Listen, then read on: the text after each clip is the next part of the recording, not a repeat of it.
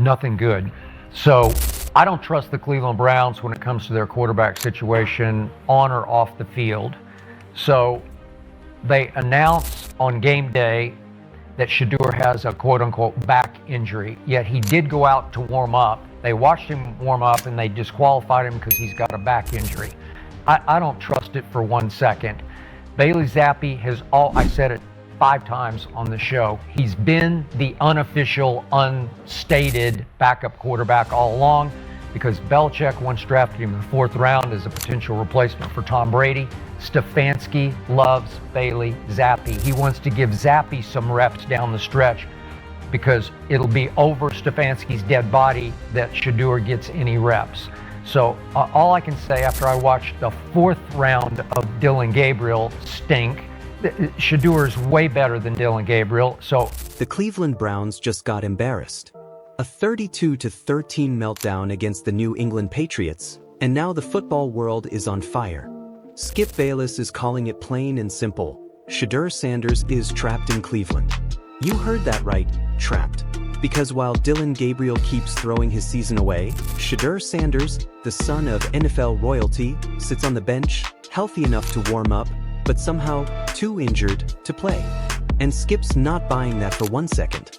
What's going on in Cleveland right now feels less like football and more like sabotage. Nothing good, Skip started, shaking his head in disbelief. They said Shedeur had a back injury, but he was out there warming up. They watched him throw. He looked fine. Then suddenly, they disqualified him? I don't trust it. The Browns have been a quarterback graveyard for decades, from Johnny Manziel to Baker Mayfield to Deshaun Watson. And now, somehow, Shedeur Sanders, one of the most hyped young quarterbacks in football, might be next in line to fall victim to that same dysfunction. Skip kept going. Kevin Stefanski loves Bailey Zapp. He wants to give his guy reps down the stretch. Over his dead body, will Shedeur get a chance? That's the reality in Cleveland. A head coach who seems determined to bury his most talented quarterback before the kid even gets a fair shot. But Skip wasn't the only one seeing red. Everyone on the panel, from Jay Gruden to the Arena crew, agreed on one thing. This whole thing stinks. They're calling out the Browns' leadership, their coaching staff, even ownership. Because what kind of franchise trots out Dillon Gabriel after 4 horrible games, ignores their bye week to evaluate, and then doubles down on the same guy who just got blown out 32-13? At this point, it's not just about football, it's about politics. Skip looked dead into the camera and said it straight. Shedeur is way better than Dillon Gabriel. Way better. I just hope someone trades for him before the deadline. Because if not, he's done in Cleveland. And you know what? That's not crazy talk. The trade deadline's approaching fast, and a lot of teams, the Raiders, maybe the Jets, maybe even the Vikings, could use a young QB who's got the arm, poise, and confidence Shedeur's shown since Colorado. So let me ask you this. What do you think, NFL fans? Would you trade for Shedeur Sanders right now? Or would you let him rot on the bench behind a guy who just posted an 18.8 QBR and led the Browns to one of the ugliest losses of the year? Drop your thoughts in the comments. Because what's happening in Cleveland right now, it's a disaster. And even the Arena crew said it out loud. Stefanski's decision doesn't make sense. You've got one of the league's best defenses, a solid run game, and a division that's wide open. And you're sticking with a quarterback who looks lost every Sunday? They called it giving up on a great defense. Wasting the team's best shot. And let's be honest, they're right. If Shedeur came in and brought that spark, that energy, the Browns could actually make something out of this season. Instead, Stefanski's protecting his ego, and the team's paying the price. I don't know. I hate what's going on with Shedeur in Cleveland, man. I still got hope, though. You know, right after the game, coaches, sometimes they just say shit. Hey, is he still going to be the starter? Yes. It's like, you know, but he still got to go have his meeting. He got to have his own meeting with the owner. How y'all do it, Jay? You know, I don't really know how it go, but I'm sure after the game, y'all big dogs upstairs had y'all own meeting and y'all kind of talk amongst each other. And maybe in that meeting, he going to say, hey, get 18 QBR. Get him the fuck out of there, bro. Let's put Shedeur in right now. We're not waiting to why wait to the last 4 games of the season? That don't really make no sense to me. Like, you almost giving up on a great defense and a solid run game in a shitty NFC North. Like you might have action. If he come and bring a spark, you might win Yep. go 8-9 and have fucking action. So I don't really know how it go, but maybe you could fill us in, Jay, how that shit go upstairs on. Yeah. Well, my first year as a coach, I had the Robert, Kirk Cousins, Colt McCoy rotating. Yeah. One of the guys on the panel said it best. I hate what's going on with Shedeur, man. But I still got hope. After the game, the coaches always talk big. But the owners? They're the real decision makers. And that might be the Browns' only hope, Jimmy Haslam.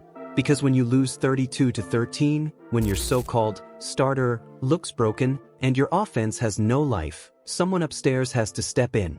That's what these analysts were calling for. The owner to walk in on Monday morning, slam his fist on the table and say, "Put Shedeur in now." Because this team's too talented to waste. The defense is elite. The run game can hang with anybody. And yet, Cleveland's acting like they're tanking in Week 9. Let's be real, you don't need to wait for the last 4 games of the season to make a change. You do it now. You inject life now, and that life is named Shedeur Sanders. Jay Gruden, the former NFL coach, even weighed in. He talked about how hard it is to rotate quarterbacks, how it kills rhythm and confidence. He said, you don't want a revolving door at QB. You find your guy and you stick with him. And that's the irony here. Because if Shedeur is the guy and Stefanski refuses to give him that shot, then who's really hurting the team? The coach or the player?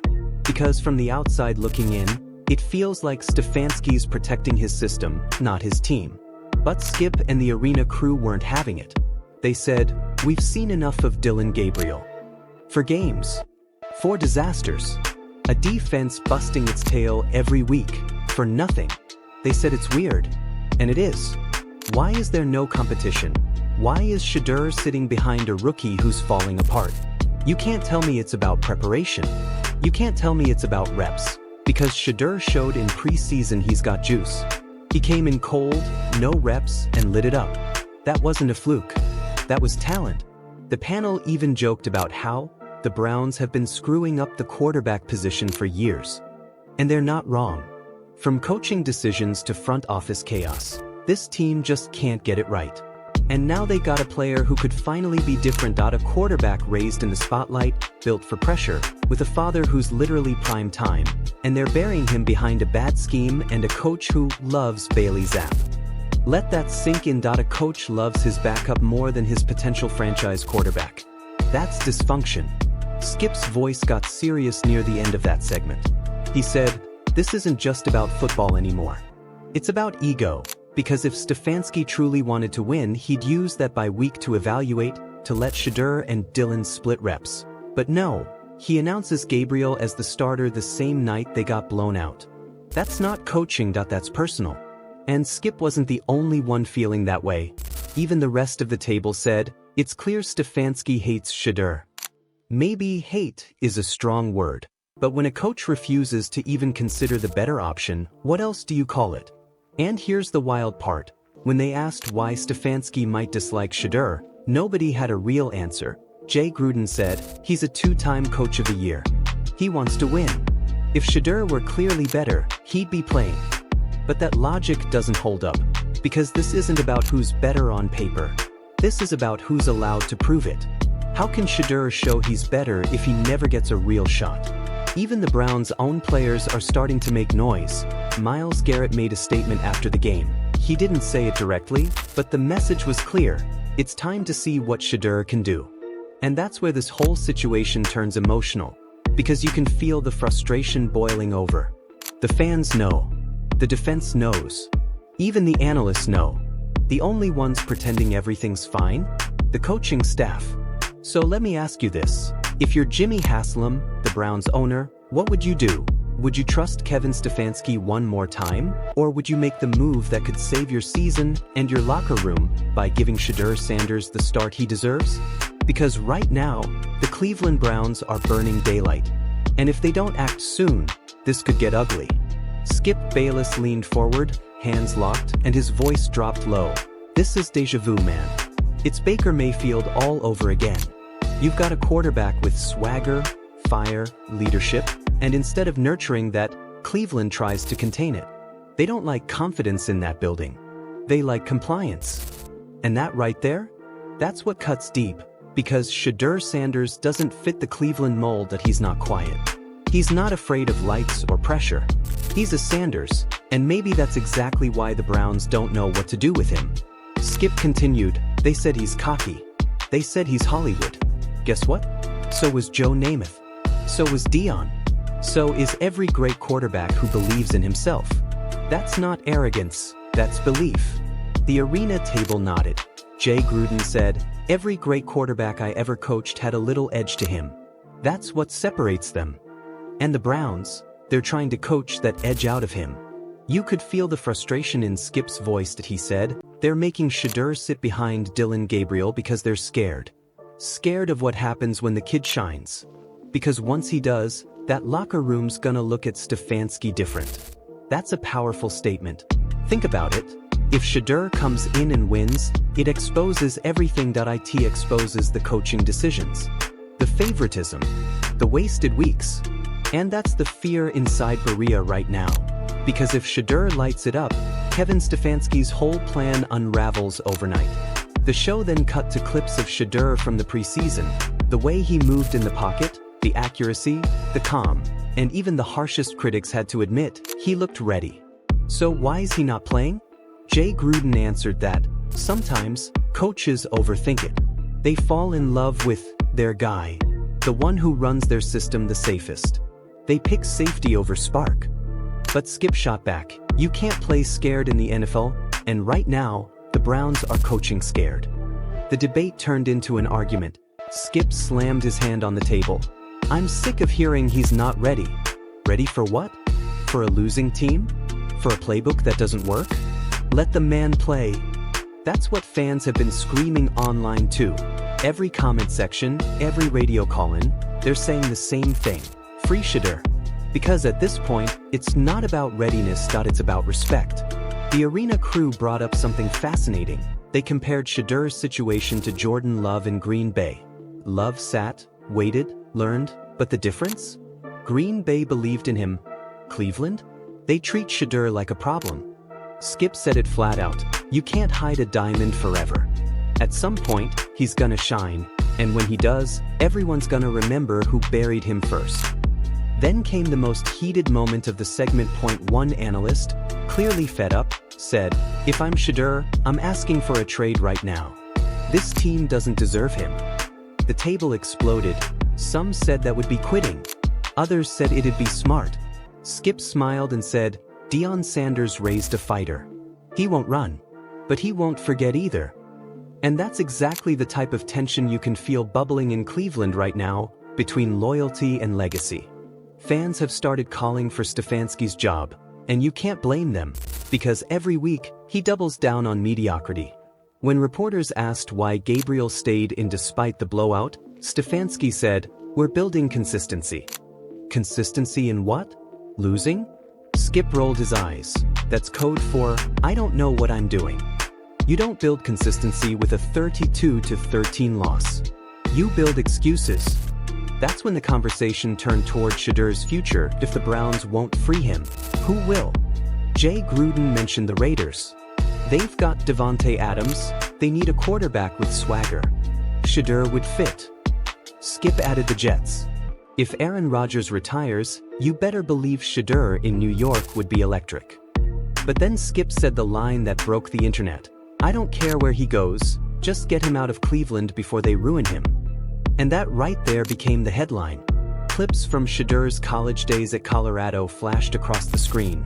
The late game drives, the composure under pressure, the way he made doubters eat their words. Skip said, that same kid is still there. They just won't unleash him. And maybe that's the saddest part of all this. Watching talent sit still while the team sinks. Then the panel pivoted to the Browns' locker room. Reports were leaking that players are frustrated. Some defensive veterans have been questioning the offense privately. Skip nodded. This is what happens when you waste effort. Those defenders are out there fighting, but they know they can't win with 13 points. And that's when he turns serious. If they don't make a change after the bye, this locker room's gonna fracture. And when that happens, there's no coming back. He looked straight into the camera, eyes locked, voice calm but cutting. Shedeur Sanders doesn't need saving. The Browns do. Because if they keep doing this, they're gonna lose him, and once he's gone, you'll never get another like him. The studio went quiet. Even Jay Gruden just nodded. Sometimes, silence says more than any argument. Then came one of those moments that'll go viral for weeks. Skip leaned back and said softly, "When a young man with his father's fire sits in the shadows, that's not development, that's punishment." And that line, that's the truth behind everything happening in Cleveland right now.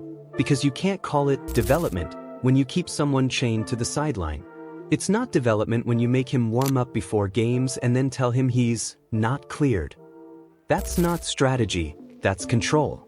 The Arena panel wrapped it perfectly. Shedeur Sanders doesn't need to be coddled. He needs to be trusted. And that's all this really comes down to: trust. Trust your quarterback. Trust the spark. Trust that greatness sometimes looks different before it looks perfect. Skip's final words were chilling. This league doesn't wait for anyone. Either you let the kid cook, or someone else will. Because the next time we see Shedeur Sanders, he might be lighting it up for a team that actually believes in him.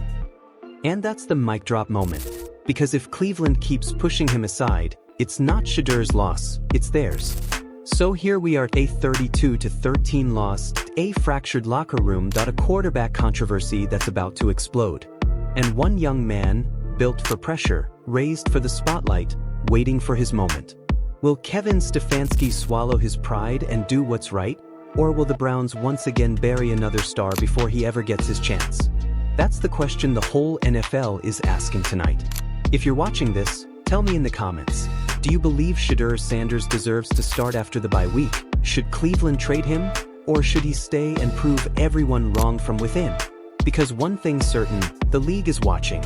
And when Shedeur finally gets his shot, he's not just playing for Cleveland, that he's playing to show the whole NFL what prime blood really looks like.